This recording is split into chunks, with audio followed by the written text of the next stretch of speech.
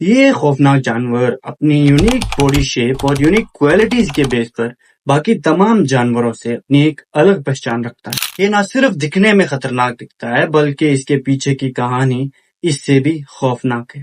اس جانور کو دی آئی کہتے ہیں اور سائنس کی دنیا میں یہ ڈوبیٹیونا میڈاگاسکرینسس کے نام سے پہچانا جاتا ہے۔ اس کی کہانی شروع ہوتی ہے تقریباً 60 ایئرز پہلے سے، جب پہلی دفعہ انہوں نے ساؤتھ افریقہ کے جنگلوں سے میڈاگاسکر کی طرف مائیگریشن کی، مگر ان کی بدقسمتی سے میڈاگاسکر کے لوگوں نے انہیں قتل کرنا شروع کر دیا، وہ بھی صرف یہ کہہ کر کہ یہ جانور اپنے ساتھ بے روزگاری، برائی اور بد اخلاقی لاتا ہے۔ پھر آہستہ آہستہ یہ جانور انسانوں کی بستیوں کو چھوڑنے لگا، مگر بات ابھی یہاں ختم نہیں ہوئی، اس کے آگے کی کہانی اس سے بھی انٹرسٹنگ ہے۔ پھر اچانک 1780s میں جرمنی کے ایک نیچرلسٹ سر فریڈرچ گیملن نے اس جانور کو دیکھا اور اس کے بارے میں ایک رپورٹ پیش کی۔ انہوں نے اس جانور کے فزیکل لک کے بارے میں ایک مونوگراف لکھا، مگر انہوں نے اس کے بیہیویئر کے بارے میں نہیں لکھا کیونکہ وہ اس سے ناواقف تھے۔ اس رپورٹ میں انہوں نے اس جانور کو ڈوبیٹیونا میڈاگاسکرینسس کا نام دیا۔ انہوں نے اس رپورٹ میں اس کو روڈنٹ کہا، یعنی یہ جانور دوسرے جانوروں کے مختلف باڈی پارٹ سے مل کر بنا ہے، اور انہوں نے اس کو پیرامائٹس کے اندر شامل کیا۔ سر گیملن کے بعد یونائٹڈ کنگڈم کے ایک بایولوجسٹ سر رچرڈ نے وکٹوریا انگلینڈ کے دور میں اس پر اپنی ریسرچ شروع کر دی۔ یہ اس لیے ہوا کیونکہ وکٹوریا انگلینڈ نے ایک نئی ٹیم تشکیل دی تھی جو کہ ہر نئی آنے والی جانوروں کی نسل پر کام کرتی تھی، جس میں سر رچرڈ اون بھی شامل تھے۔ اس جانور کے یورپ آنے کے بعد تقریباً 100 سال تک یہ بحث چھڑتی رہی کہ آیا یہ چوہا ہے یا لومڑی۔ یہ الجھن اس لیے ہوئی کیونکہ اس کے دانت دکھنے میں چوہے کی طرح اور اس کے کان بالکل چمگادڑ کے کان سے میل کھاتے تھے۔ سر رچرڈ اون نے اپنے مونوگراف میں لکھا کہ اس کی آنکھیں کم روشنی کی پکڑ اور اس کے کان کمزور ترین جھنڈ کا پتہ آسانی سے لگا سکتے۔ انہوں نے اس کے ساتھ ساتھ ایک میجر پوائنٹ ہائی لائٹ کیا، وہ تھی اس کے ہاتھوں کی مڈل فنگرز، یعنی اس کے ہاتھوں کی مڈل فنگرز تمام فنگرز میں سب سے بڑی تھی۔ اس کا سائز لگ بھگ 6 انچز تھا۔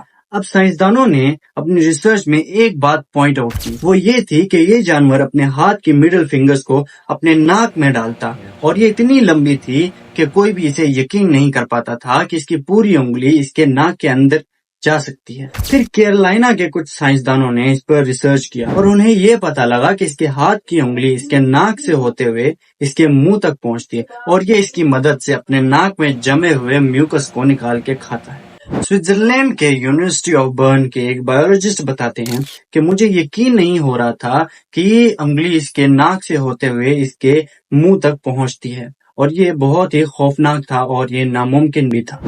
اس جانور کے دانتوں کو دیکھ کر یہ معلوم ہوتا تھا کہ یہ چوہے کے دانت ہیں، مگر حقیقت میں ایسا بالکل نہیں تھا، کیونکہ ایک چوہے کے دانت لگ بھگ سال میں 0.3 انچز بڑھتے ہیں، اور اس جانور کے دانت ایک سال میں 1 انچ تک بڑھتے ہیں۔ یہ جانور اپنے ان بڑے دانتوں کو لکڑی چبانے اور سیڈز کھانے میں بہت استعمال کرتا ہے۔ ہم نے اکثر دیکھا ہوگا کہ اکثر جانور رات کے اندھیرے میں دیکھ سکتے ہیں، مگر اس کے پیچھے کی حقیقت کیا ہے؟ اس کے پیچھے ایک سائنٹیفک ریزن ہے۔ وہ ریزن یہ ہے کہ ان کی آنکھوں میں ٹیپٹم لوسیڈم نامی ایک کیمیکل ہوتا ہے، جس کی مدد سے تمام جانور رات کے اندھیرے میں دیکھ سکتے ہیں، یعنی ان کے پاس نائٹ ویژن کی کیپیبلٹی موجود ہوتی ہے۔ سیم اسی طرح اس جانور کی آنکھوں میں بھی ٹیپٹم لوسیڈم نامی ایک کیمیکل ہوتا ہے جو کہ اسے نائٹ ویژن یعنی رات میں دیکھنے کی صلاحیت مہیا کرتا ہے۔ اس جانور کی باڈی کو اگر ہائی لائٹڈ کی جائے یعنی ویو کیا جائے اس کو، تو اس کی باڈی میں جو اس کے کان ہیں وہ سب سے زیادہ ہائی لائٹڈ ہوتے ہیں، اور یہ ہیں بھی کیونکہ اس کے اندر کچھ انٹرسٹنگ سائنٹیفک فیچرز۔ اگر ایک نارمل انسان کے سننے کی صلاحیت کو اگر جانچا جائے تو وہ 20 ہرٹز سے 20,000 ہرٹز تک سن سکتا ہے، مگر اس جانور میں نیچر نے ایک ایسی ابیلٹی دی ہے کہ یہ 26,000 سے 28,000 ہرٹز تک سن سکتا ہے، یعنی یہ اپنے کانوں سے درختوں کے اندر ہونے والی چھوٹی سی چھوٹی موومنٹ کو بھی آسانی سے کیچ کر لیتا ہے۔ اس جانور میں ایک مزید انٹرسٹنگ بات یہ ہے جو کہ تمام انسانوں کو حیران کر دینے والی ہے، وہ یہ ہے کہ اس کی باڈی پر فر ہوتا ہے، یعنی یہ ضرورت پڑنے پر اور خطرہ لاحق ہونے پر یہ اپنے فرز کو ایکٹیویٹ کرتا ہے اور یہ اپنے اصل شیپ سے 2 گنا بڑا دکھتا ہے، یعنی یہ اپنے شکار کو دھوکہ دینے میں کامیاب ہوتا ہے۔ فی الحال تو اس جانور کو انڈینجر سپیشیز میں شامل کیا گیا ہے کیونکہ اس دنیا میں ان کی تعداد صرف اور صرف 10,000 رہ گئی ہے۔ اس کے پیچھے کی وجہ ایک تو میڈاغاسکر کے لوگ تھے اور دوسری وجہ ہمارا انوائرمنٹل پولوشن ہے۔ سو میری آپ سے یہ ریکویسٹ ہے کہ زیادہ سے زیادہ درخت لگائیں اور اپنے انوائرمنٹ کو بہتر کریں اور اپنی زندگیوں کے ساتھ ساتھ باقی تمام جانداروں کی بھی زندگیاں بچائیں۔